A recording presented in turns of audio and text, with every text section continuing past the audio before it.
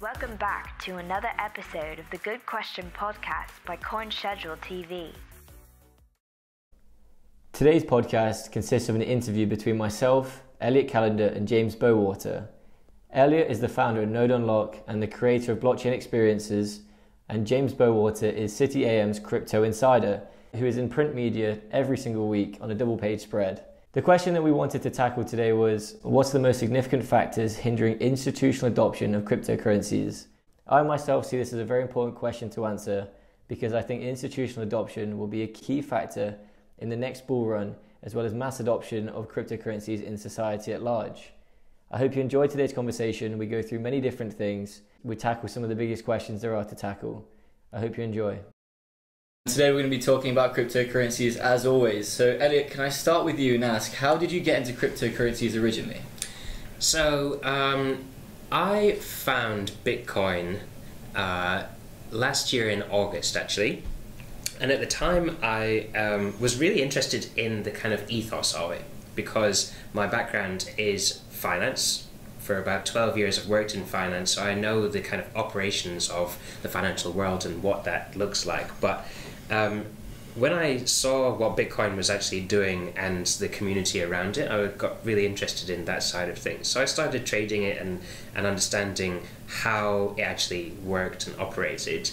And then from there, kind of expanded on, okay, time to start actually teaching people about what this is, but not just from the technology standpoint, more so from the human perspective, right? Because people need to understand that this is a completely different infrastructure that we're now starting to actually touch, feel, smell. And this is it's effectively like the internet was created and we had the communication of information that allowed us to send information back and forth between us. And the next shift is the communication of value.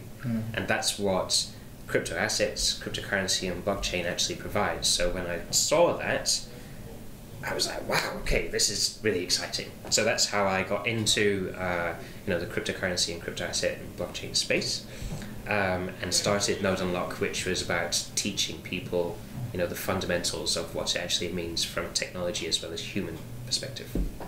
Very nice. And James, how about yourself? Wow, okay, that's a different sort of question for me. I originally got exposed to it in June 2014 when I was sort of seconded into helping a project to raise money for the 20th anniversary of Live Aid, doing the Festival of Hope, I think it was called, and we were going to launch something called a cryptographic currency that was underpinned by a proportion of the reserves of a quoted New York Stock Exchange mining corporation. It didn't actually come to much because unfortunately nobody actually really understood what on earth it was talking about. But the good news is that now with stable coins and asset-backed coins becoming much more prevalent, we sort of realised that we were 4 years ahead of our time in that sense. And then actually blockchain itself, because I didn't really understand what was going on at the time. But blockchain itself came into my knowledge sphere when a friend of mine from Newfoundland said, I bought a blockchain company in Zug, and I think it could fit very well with what you're doing. And I was doing, we were basically commercializing some secure holograms for product and document authentication. And this guy just thought that there might be a sensible link. I handed it over to the team, didn't really hear anything about it ever since, and then got to the point, I think in November-ish time last year, when I thought, well, actually I need to dust off the knowledge base and start looking at it properly. So that was really how I sort of got into it. And then with these ideas, I met with the COO of City.A.M Media Group, a guy called Harry Owen, ironically actually in this place, Boisdale. And we talked about the idea of being able to translate. I mean, so what is an ICO? I mean, nobody knew what an ICO was. Nobody knew actually really anything. And when you look at the City.A.M readership, it's predominantly workers in the square mile. I think the current readership is about 318,000. Oh. Their average income is 68, so you'd like to think £68,000. So you'd like to think that they've got a certain degree of qualification and understanding, but very few people really did. So the idea was to enhance my knowledge at the same time as sharing that knowledge enhancement with the readership. So I do what I do once a week on a Tuesday, and it's been a 24-week accelerated learning curve. And that's what we do. That's how I kind of met this one as well. So, in a sense, like with you, you're doing education. That was the idea. That was the genesis of the idea. So that's really how I got into it. Wow, fair enough. And so, do you see institutional players from the city now trying to learn about this for investment sake, or just for the fun of it?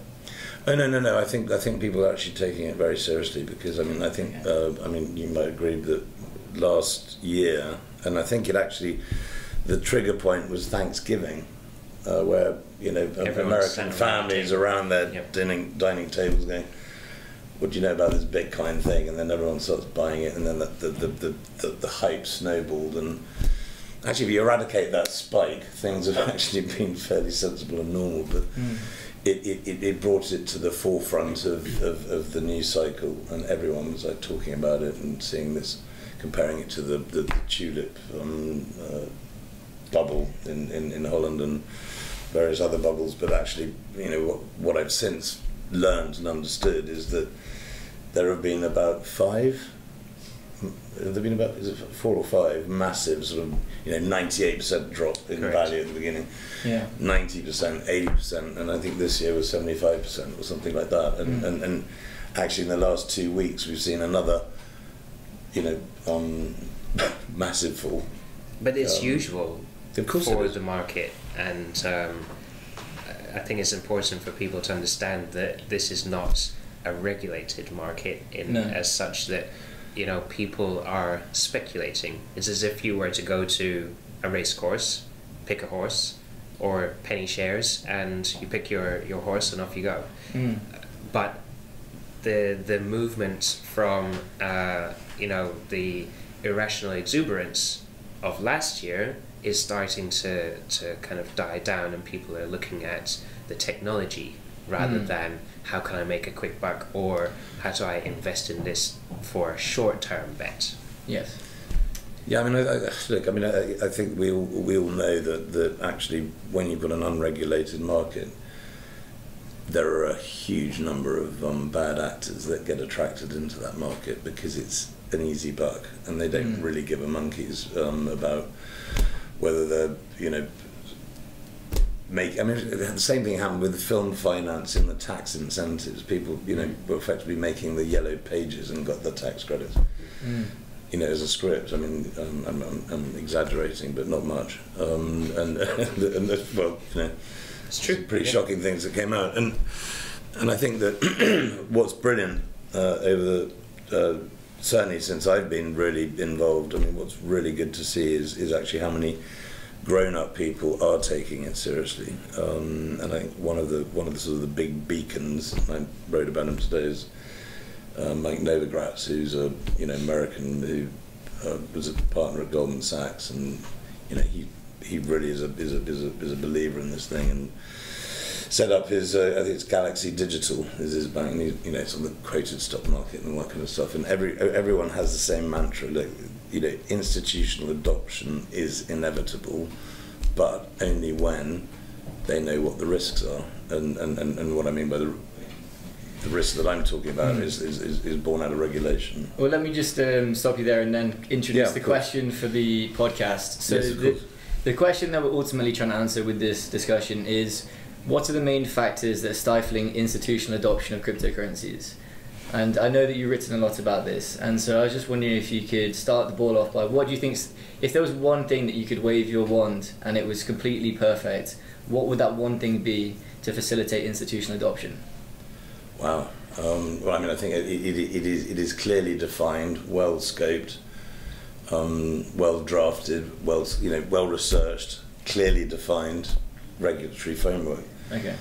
And actually going back to the analogy of the film finance, the whole reason that was a complete disaster was that the legislation that was written by the Treasury, whoever was responsible, I'm not going to cast aspersions, but whoever was responsible for drafting that regulatory framework, there were sort of holes in it the size of motorways, and so people, the bad actors will always find the loopholes and abuse them and rip them to shreds. So what I think has to happen, Magic Wand style, and that is the perfect thing, is to have clearly defined bulletproof regulation. And is this in relation to ICOs? Is this in relation to exchanges? What is this? Well, I think actually it covers the entire infrastructure, because if you don't, that's where the leakage happens, isn't it? Right. Yeah. I agree. And I know it goes completely against the ethos of the entire origination of Bitcoin. Which, let's face it, it was done as a reaction to the 2008 financial crisis. And everyone talks about the cypherpunk movement and the pseudonym him, her, they of Satoshi Nakamoto. It was a reaction against that, and the trouble is with that sort of libertarian approach is great, utopia, wonderful, but actually in practicality it doesn't work, because there's the human element, which is greed. Yeah, that's true. And criminality. So it's unfortunate, because it's a great idea, isn't it? Decentralize this and. But it's happening. It's just as we say, like the problems that I see now, which is a lot of it's this problem with scams, the volatility, the problem with custodians, and all that. I think these will all be resolved pretty much in the next 18 months. Most of them. The volatility won't, because I think that the currencies are only in their infancy and these currencies are gonna be extremely volatile until they reach their natural demand and supply, which is not for a couple of years, because the demand's going to increase exponentially over the next couple of years. I think the way that I look at it is that there's two factors that is stifling institutional adoption and price rise, which is that the channels haven't been opened yet for institutional money to access the markets. Yeah, because they're hamstrung by lack of compliance. And the second factor is that the economy, the conventional financial economy, is giving the illusion of stability and success when in fact it isn't doing very well. So they're my two things, that once the cracks start to emerge in the current financial system, like happened in 2008, that factor combined with the channels opening up with things like the ETF, I think that's what's going to trigger the next bull run and the next institutional adoption. Well, it's quite interesting you bring up sort of the SEC, the ETFs, because obviously the people responsible for that decision are the SEC in America. Yeah. Securities Exchange Commissions, and you could actually argue that they're the biggest price manipulators of all, because they keep putting back the decisions, moving the goalposts. But I think I'm right in saying that it's now. They rejected out of hand the Winklevoss twinned, Gemini ETF thing, and we're talking about Bitcoin ETFs. They rejected that out of hand, so there was no appeal on that. But there was one called Van Eck, which I think it was supposed to be decided upon in November, and then it got pushed back to. The earliest date it could be decided upon is the 29th of December, but actually it could go all the way back to the 27th of February. But that's kind of the defined period where it, there's that hinterland bit, and then of course what's happened. The other one is BACT, which is the Intercontinental Exchange, ICE, who owns the New York Stock Exchange. They're doing this thing called BACT, and they were going to launch it on the 12th of December, but guess what? They put that back now to the 24th of January, subject to regulatory approval. So everything points, doesn't it, to that sort of stuff, and everyone in. I mean, I'm just focusing on Bitcoin for a minute. Everyone's looking at it, going, well, where's the good news? Where's the price support? I mean, people talk about the manufacturing of Bitcoin through the cost of mining. The solving of the algorithms, increasing complexity, etc., etc. And I think at one point, and Elliot helped me out here, I think somebody was saying it was about $6,000 was the correct value. Well, $6,000 to make something that no one wants doesn't give it a cost, does it? I mean, if I make a product and it costs me, £20,000 to make that product, and the sale price is £50,000, and everyone's going to make a lot of money out of that, and then nobody actually wants it. It's not even worth the £20,000 that you spent making it. For sure. So I don't think it's a particularly helpful method. But I also understand why people do sort of hang their hat a little bit on it. But I don't know, you maybe have a different view. You've got to remember that everything is about supply and demand. Yeah. So where we speak about, the message of institutional money is coming, ETFs are coming, has been around for several years now, and we still haven't seen that. And I actually slightly disagree with that viewpoint that the institutional money will actually be the saving grace almost of the crypto asset world from a price perspective. And the rationale behind that is that there is no liquidity. The liquidity in the market is fake liquidity, or it certainly is obfuscated. And when you see the kind of assets that an institution will actually want to purchase and go into from a position perspective, there aren't many assets that probably meet that mark, right? So for institutional adoption to actually occur, I believe that yes, the regulatory environment needs to be a bit more kind to what they're actually looking to do, but they can still maneuver within this market. It just depends on their risk appetite, right? Yeah. So there are institutions that are already in the space, Goldman Sachs, for instance, in the space, J.P.M. in the space, but they're doing it, I would say, cleverly at the moment, because they are understanding the market, they're understanding how this ecosystem operates that we call, cryptocurrency and crypto asset ecosystem, and that is allowing them to gain real tangible knowledge of how the market works, the ecosystem works, in order for them to get a front run on when the regulatory environment is more kind to them. So I'm not sure about the whether or not institutional money will change the dynamic. I still believe that there is you can't take humans' irrational exuberance out of the equation. Well, certainly you also need mass adoption in terms of the public. I mean, you're right. You can't rely on institutional, but it helps. It absolutely helps. But I mean, usability. So that's where BACT comes in. I mean, they're partnering up with Starbucks. Yeah.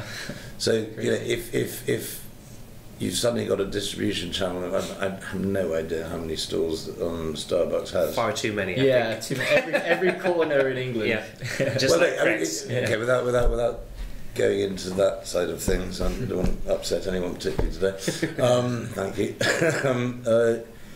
With that level of distribution, suddenly you are looking at the man in the street finally to be able to get used to spending it. Yeah. I mean, there are. I mean, even now, I find it incredibly complicated. I mean, you asked me if I traded. I mean, I think I'd set up a Coinbase account, put 20 quid in it or something like that. And that's one of the simplest forms of actually, getting involved in it. So if you find that complex, I kind of froze when I had to pay 9.9% to put my money in. Yeah. Scary. Go to the Coinbase business accounts. No, I understand, but I mean, I'm talking about now the man in the street, and given the fact this whole thing was born out of the idea of giving the man in the street, the ability to earn money, and I think one great example is obviously in Africa, on continental Africa, where we talk about the Zimbabwean hyperinflation and all of that kind of stuff, but I mean, if there was a level playing field currency that could be utilised. I mean, I wrote about a company called Block Commodities that, they've taken pretty much. I think they've reduced the micropayment lending from 40% to something like 12%. which, I mean, 12% still sounds It's like still, a yeah. lot, but actually 40 to 12, which enables the farmers to, buy the fertilizer to, grow their crops, and then, it starts to develop an ecosystem. If they can then be paid in that as well, and then use that in the supermarket, and it's borderless, frictionless, then you can start to see that, maybe in a bit of a Star Trekian moment, you've got a universal currency that works, perhaps. I think one day. it will. I think ultimately it will have to happen. It will happen. But rolling back just slightly, we've got to remember where we are in the birth of this technology. Yeah, it's 10 years old. We're in the early 1990s if we equate it to agreed. what the internet was, and if we have a look at the kind of transition and how the internet has been created and what it was used for initially, it had a very specific use case. It was used for researchers to send information back and forth between each other in a Actually, the small internet's scale. 50 years old next year, isn't it? Yeah. Certainly older than me. So effectively, Really? it will allow people to communicate. But with blockchain, crypto assets, and cryptocurrencies, yes, the adoption curve is much quicker because we have the internet. We can share information back and forth worldwide, and all you need is a device that connects to the internet to do so. But we're in the very early days of this being adopted. When we go into our experiences and we ask the audience and the participants, who has actually last used the internet? Everyone stands. Who has used email? Everyone remains standing again. But then if you ask them who's used cryptocurrency, crypto assets, or blockchain in the last 2 weeks, the majority of the room, depending on where you are, actually sits down. And that's evident of people's inability to actually use crypto assets and cryptocurrencies, because it's inherently difficult at the moment. Yeah. That's Yeah. where we need UI designers, UX designers, all of these participants to come into the ecosystem and make what we love to actually use and make it easier. And then the kind of perception also of what cryptocurrency and crypto assets and blockchain provides as well, because it's had a shady perception lately because of the hype actors, and the bad actors, etc. But one point to note is that in the grand scheme of things, there's not that many bad actors actually within the ecosystem. No, I think People are yeah. using it for very good, valid reasons, and for the original ethos, plus other use cases and ways to actually utilize the technology that were never even imagined up when it was first birthed. So that's really interesting from the perspective of institutional people coming into the space. They are looking to understand it, and it's now we're not in the phase of this is just a fake kind of hype cycle and so it's not worth our time, to people genuinely taking note of what this technology can do and what it then provides to them. Because from an institutional perspective, you have in the insurance industry, for one great example, you have 40%-ish operating costs. And if you think about how you can reduce that by reducing friction, bringing in actual trust that is known to each party, you really then start to leverage the ability to reduce your cost base. And that's the real interesting thing from an institutional perspective, which might not be the ethos of what it was created for originally, but this is an open source, decentralized movement and Yeah, I mean, it's ecosystem. also to echo that point. I mean, it's like in logistics. I mean, if you can identify pinpoint every element of the journey that the product has gone on, and let's say it's a fine wine from France, and suddenly it's sitting on the quayside in Richard Branson's island, Necker or whatever it's called, and it's cooked up to 120 degrees. It's completely and utterly undrinkable, but at least you can pinpoint where the blame was. Now, whether that's warranty or insurance, it's a good example. But I find one of the main problems, especially now, is remember when Warren Buffett and Charlie and all those old money guys, they said that Bitcoin is a scam, Bitcoin is worth nothing, and was it JP Morgan's Lord Blankfein was the one who said that this is a scam? Only Jamie Dimon. Sorry, Jamie Dimon. Sorry. Jamie Dimon. Yeah, I mean, listen.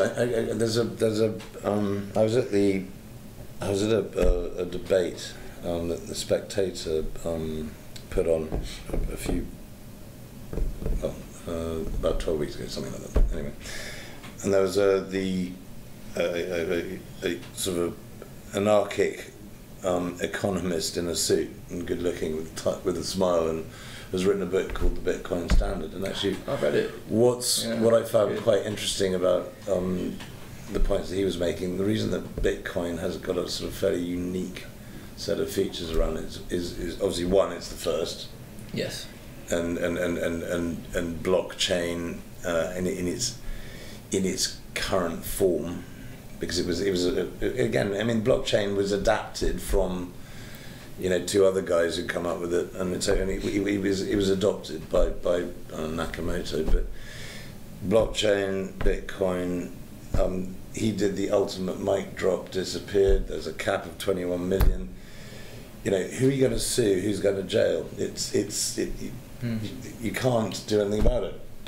And, you know, I mean, I suppose governments could, say anyone caught owning a Bitcoin goes to jail. You know, there are ways and means, in draconian measures, there are ways and means of stamping something out, but I think the genie's out of the bottle. And irrespective of the Warren Buffetts and the old school saying what they've said, I think they are starting to come round, maybe. I agree. And what excites me is that the point behind the reason that I think institutional money is important is twofold. Is because, first of all, yes, supply equals demand, but the demand comes, the more money on the demand side is the higher the price, and these guys have most of the money in the economy because, you know, this is a centralized economic model. So they have the most money, which can facilitate the biggest price rise. And second of all, they have a lot of political power. And that's the main point, is that when these guys, the main financiers of our global economy, whether it be Buffett or whoever, when they're berating cryptocurrencies and it's a scam and whatever, that is an indication to regulators that this isn't something that they should promote, this is something that they should stifle and something they should try and stamp out. And when they switch it over, like when JP Morgan's now got a cryptocurrency desk, so does Goldman Sachs, this is now going to change the regulatory perspective because they want to be on the side of the big money. Cause sure, but you're coming full circle back to requiring, just by definition, if you are holding other people's money, yes, you know, you can't be taking stupid risks with it. Well, it depends which clients, because some clients, you know, as with every financial, every. No, I meant from a regulator. Oh, regulatory. Of course, things go wrong. Yeah. You know, somebody buys, I don't know, a rocket ship and it blows up on takeoff, and it suddenly, you know, you've got $5 billion down the drain. Things go wrong. Yes. Obviously, but they, as custodians, they have to be seen to be doing their level best within the framework of the law to protect their clients' money. No, I agree, but as you say, the biggest problem we have at the moment is unclear regulation. Correct. And I think that now that the institutions are on side, it's going to promote the regulators to get their order in, to get themselves to get their regulation clear and set, and so that they can start, so these institutions can start investing what they want. And who knows, these big banks having a stronghold in cryptocurrencies, they may start lobbying for ETFs to get put through, because that's not, financiers are the biggest lobbyists of the Conservative Party, and they're the ones in power. So if they get started, they start lobbying. Sorry, you go. Yeah. There's an interesting dynamic here, though, because you've got to remember that regulations are not the be-all and end-all. Yeah, no, agree. Right? So to kind of bring that up a level, if the regulations aren't the be-all and end-all, are the regulators, the question should be, are the regulators doing their job at the moment? And in some view, they are, because they're not moving fast. Well, I tell you, that one of the things, I mean, I think I've worked out that I've been doing this for all 24 weeks. Yeah. You know, so I'm like, But actually, one of the great things that I also learned very, very early on was, in blockchain it's 10x. You know, so basically 24 weeks is actually 240 weeks. Yes, it's music. Yeah. That's how I'm hanging my hat. Anyway. Yeah. It doesn't really matter how long you've been in it, though. Exactly. But I mean, listen, I knew absolutely had no idea where to go, what to think. But a really old mate of mine, Charlie Muirhead, runs something called CogX, which is a tobacco doc, and we, his brother Richard had to head up the blockchain stage, so that's where I gravitated. That's where I first saw Novogratz. But there was a really impressive. I was there as well, actually. Have you? Yep. Yeah. Front row for that one. Right. I bet you were. I was at the back going, what on earth is everyone talking about? But somebody did. A couple of panelists stood out to me. Were a lady called Loretta Joseph, who was on stage with Minister Wayne Keynes from Bermuda, and this wonderful story of how in Davos this year, you know, the Bermudans basically, you know, everyone was talking about ICOs, so we better do something about this ICO stuff. And on the Thursday, the last Thursday of Davos, said, look, you know, open invitation to anyone who wants to come. We're having a whiteboard session on Monday in Bermuda. 14 people turned up, and I think Loretta was drafted in to sort of help. She's Australian, has some understanding of this stuff. And within 7 months, they mapped out scope and delivered into law their framework. 7 months. Wow. And I think what's interesting actually is, and one of my, again, this whole Brexit thing going on. You know, one of the things actually that stands out to me is the Commonwealth of Nations. You know, it's 53 nations, there's 2 billion people in it, and the one thing that unites them, essentially, other than obviously the Queen, is their laws are born out of English law. And so if you look at Singapore, Malta, Bermuda, you know, all of these countries, you know, have a similar thing in common.